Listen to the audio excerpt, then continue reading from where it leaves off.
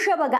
हो, ही तीच दृश्य आहेत, अर्थात दुष्काळग्रस्त म्हणून ओळखल्या जाणाऱ्या बीड जिल्ह्यातील आहेत, जिथं पाण्याचा थेंब पाणं कधी काही सुख असायचं.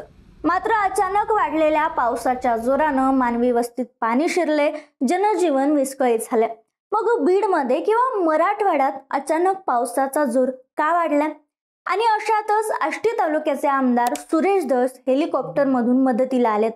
काही वर्षापूर्वी दुसऱ्या राज्यातील अडकलेल्या महाराष्ट्रीयन लोकांना देखील त्यांनी अशीच मदत केली होती. काय होता तो प्रसंग? बीडमध्ये नेमकं काय सुरू आहे? कोण कोण मृत्युमुखी पडले? कोणाकोणाची मदत करण्यात आली? कशी करण्यात आली? चला यावरच आपण सविस्तर बोलूयात. नमस्कार, मी संजना कटुकट मध्ये आपलं स्वागत. मराठवाड्यातील बीड, धाराशिव, लातूर, परभणी, हिंगोली जिल्ह्यांना अतिवृष्टीचा फटका बसला. 32 महसूल मंडळात अतिवृष्टी नोंदवली गेल्या. नदी नाल्यांना पूर आल्याने अनेक गावांचा संपर्क तुटला. शेतकऱ्यांची 15 लाख हेक्टरवरील पिकं पाण्याखाली गेल्यात आणि माती वाहून गेल्यामुळे पिकांचं देखील नुकसान झाले. शेताबरोबरच घरामध्ये पाणी शिरल्यानं ग्रामीण भागातील जीवनही विस्कळीत झाले. पण नेहमीच दुष्काळग्रस्त म्हणून ओळखल्या जाणाऱ्या मराठवाड्यात इतका पाऊस का पडतोय? तर माध्यमांशी बोलताना वसंतराव नाईक मराठवाडा कृषी विद्यापीठाचे हवामान विभागाचे प्रमुख डॉक्टर कैलास दाखोरे यांनी यामागचं कारण सांगितलं.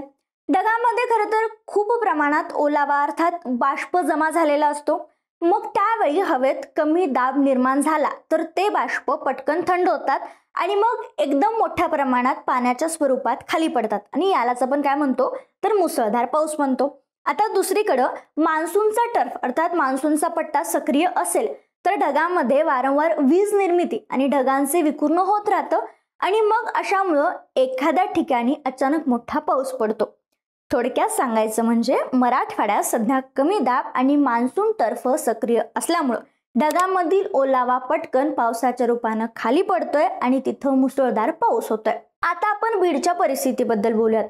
बीड जिल्ह्यातील आष्टी तालुक्यातील कडा, पिंपरखेड, निमगाव, चोभा या भागामध्ये सोमवारी सकाळच्या मागील 24 तासांमध्ये अतिवृष्टी झाली. यामुळं कांबळी, कडी नदीला महापूर आला. याशिवाय पाण्याची प्रचंड पातळी वाढली.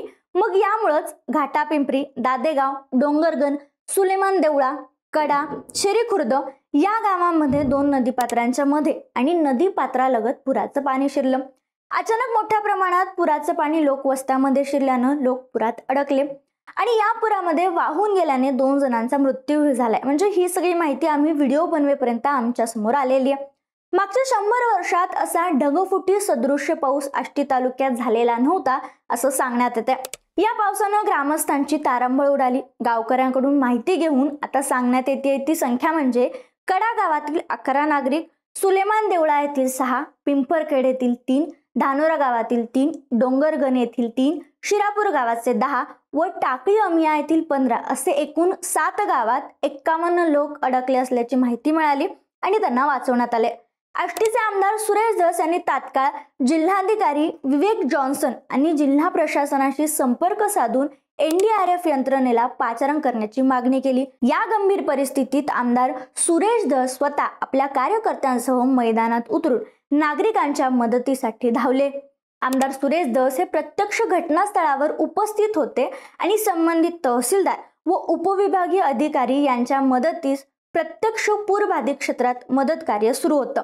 नैसर्गिक आपत्तीला तोंड देत संकटावर मात करण्याची जिद्द आणि जनतेविषयी तळमळ असणारे लोकनेते आमदार सुरेश धस हेच आष्टी तालुक्यातील जनतेसाठी डिझास्टर मॅनेजर ठरलेले आहेत असं त्यांचे कार्यकर्ते आणि समर्थक या सगळ्या गोष्टीच्या पार्श्वभूमीवर सांगतात.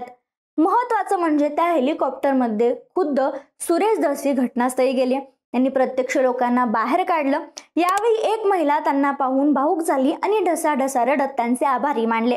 तथापि पावसात अडकलेल्या लोकांना वाचवण्याचा हा अनुभव धसांसाठी काही नवीन नाही आहे. म्हणजे यापूर्वी ज्या मोठ्या प्रमाणात आपत्ती आल्या तेव्हाही ते मदत कार्यासाठी आघाडीवर दिसलेत. 11 वर्षापूर्वी उत्तराखंडमध्ये भीषण आपत्ती आली होती. तेव्हा त्यांनी हेलिकॉप्टरच्या सहाय्यानं महाराष्ट्रातील अडकलेल्या नागरिकांना वाचवलं होतं. त्याचप्रमाणे सांगलीच्या पुराच्या वेळीही त्यांनी सक्रियपणे मदत कार्य केलं आणि आता आष्टी कडा परिसरातील आपत्तीमध्येही तेच चित्र दिसतंय. सुरेश धस लोकांच्या मदतीला धावून गेलेत. अगदी पूर्वीप्रमाणेच सुरेश धस हे कायमच समाजातील शेवटच्या थरातील लोकांमध्ये रमणारे नेते म्हणून ओळखले जातात. दिवाळीचा पाडवा असो की छोटे मोठे सण, त्यांच्या मतदारसंघातील उपेक्षित लोक हमखास त्यांना गरडा घालताना दिसतात. आणि याची आठवण आता या निमित्ताने होते. म्हणजे आष्टीकडा परिसरात झालेल्या तुफान पावसामुळे अनेक लोक अडकून होते आणि त्यांना बाहेर काढण्यासाठी हेलिकॉप्टरची मदत घेण्यात आली. काही लोकांना वाचवून हेलिकॉप्टरमध्ये खाली उतरवलं. तेव्हा रेस्क्यू झालेल्या लोकांनी सुरेश धस यांच्या गळ्यात पडून त्यांच्या डोळ्यात पाणी आलं होतं.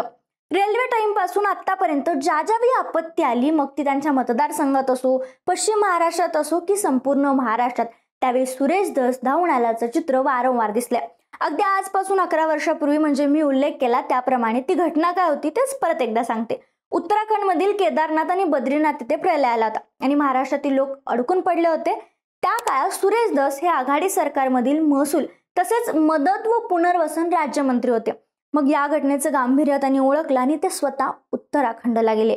कठीण परिस्थितीत हेलिकॉप्टरच्या मदतीनं महाराष्ट्रातील लोकांना रेस्क्यू करण्याचं काम त्यांनी केलं. 1-2 नाही तर 4-5 दिवस त्या भागात राहून जिथं जिथं महाराष्ट्रातील लोक अडकले होते तिथं पोहोचून त्यांनी मदत केली. मगाशी उल्लेख केल्याप्रमाणे या सगळ्या अनुभवाचा त्यांना सांगलीमध्ये जेव्हा महापूर आला तेव्हा ही मदत झाली. तिथंही त्यांची उपस्थिती कामी आली. म्हणजे उत्तराखंडमध्ये मिळालेला जो अनुभव होता तो सांगलीमध्ये कामी आला आणि त्यांनी तिथं सक्रिय सहभाग नोंदवला. आणि आता आष्टी व कडा परिसरात निर्माण झालेल्या आपत्तीमध्ये देखील स्वतः ते लोकांना रेस्क्यू करताना आघाडीवर दिसत आहेत. पावसाची तीव्रता कमी झाल्यानंतर शासकीय पातळीवर योग्य पंचनामे होऊन विहित कालावधीत मदत मिळण्यासाठी आमदार सुरेश धस हे शासन दरबारी नेहमीप्रमाणे पाठपुरावा करणार आहेत आणि नुकसानग्रस्त शेतकऱ्यांना भरघोस अर्थसहाय्य मिळवून देणार असंही त्यांनी माध्यमांशी बोलताना सांगितलं. आता आपण बीडमध्ये जो पाऊस झाला त्या पावसाबद्दल बोलूयात. सोमवारी मराठवाड्यातील 8 पैकी 5 जिल्ह्यामध्ये मुसळधार पाऊस झाल्याची नोंद आहे आणि यामध्ये बीडमध्ये सर्वाधिक 143.7 मिमी, मग नांदेडमध्ये 131.6 मिमी आणि जालन्यामध्ये 121.4 मिमी पाऊस पडल्याची नोंद आहे. तरी येणाऱ्या 24 तासानंतर पावसाचा जोर कमी होईल. तसेच 16 सप्टेंबरच्या संध्याकाळनंतर पावसाचा जोर ओसरेल अशी माहिती हवामान विभागानं दिली आहे. आणि परतीच्या पावसाला देखील पुढील महिन्यात सुरुवात होईल. भारतातून महाराष्ट्रातील परतीचा पाऊस हा 5 ऑक्टोबर ते 10 ऑक्टोबर दरम्यान पडतो आणि परत जातो. पण यावर्षी महाराष्ट्रातील परतीचा मान्सून पुढे जाण्याची शक्यताही वर्तवण्यात आली आहे. मात्र या सगळ्यावर पुन्हा एकदा सुरेश धस हे ठळकपणे दिसून आलेत असं म्हणलं तरी हरकत नाही.